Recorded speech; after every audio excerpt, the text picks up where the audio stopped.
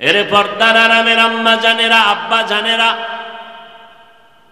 আল্লাহর কাছে দোয়া করলেন, সন্তান আসলো। দুনিয়াতে যেদিন আসবে ডান কানে আজান, বাম কানে ইকামত।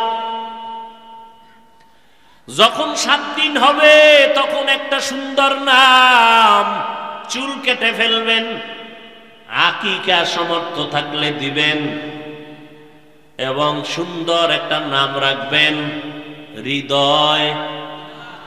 মাইয়া হলে বৃষ্টি, পুরুষ হলে সাগর, মেয়ে হলে নদী। আছে না নাই? হায় রে, নতুন নতুন নাম, এটি মুখে আইয়ে না, মনে হয় ফেরাউনের যুগের নাম সব। আল্লাহ হেদায়াত দান করুন।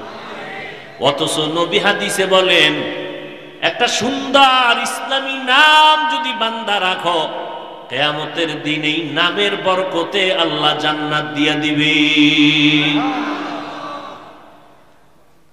সুন্দর একটা নাম রাখো। আগে তো আলেম ওলামার কাছে যাইতেন, দাওয়াত দিতেন, হুজুর আমার বাচ্চা হইছে, একটা নাম রাইখে দেন। আর এখন তো সব মোবাইল খুইলে টুইলে নাম রাখছে, সন্তানের নাম, হ্যাঁ, কাজ্জাব, সন্তানের নাম রাখছে কাজ্জাব। কত নাম খুঁজে খুঁজে, কোরআনে আছে কাজ্জাব, তো ফেরাউন আছে, এটাও রাইখে দাও।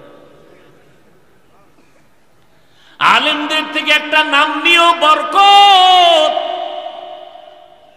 আল্লাহওয়ালাদের কথার মধ্যে বরকত। দোয়া নিয়েও নাম রাখবা 7 দিনের দিন। আর এটা হওয়ার আগে নাম রেখে লাইস, তো হুজুরদের আর যাইবে কখন? যখন টের ভাইছে আইয়ে নামটা রেডি করে লাইছে, ঠিক নেই? তো হুজুরের তের দোয়া নিবে কখন? হুজুরে যদি এখানে নাম রাখছে নি, হওয়ার আগেই রেখে লাইছে। হায় হায় হায়। এরপরে কি করবেন? ক্বালান নবী সাল্লাল্লাহু আলাইহি ওয়াসাল্লাম। আমি কি মোনাজাত দিয়ে দিব? এরা কই যায়? বিড়ি টানতে?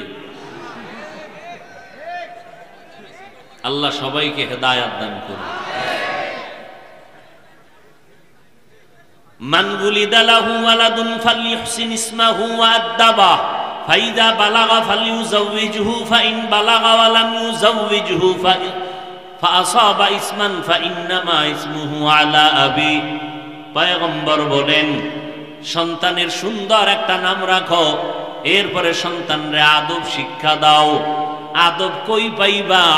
জমিনে শ্রেষ্ঠ আদব ওয়ালা রাহমাতুল লিল আলামিন, ওই নবীর আদর্শ শিক্ষা দাও।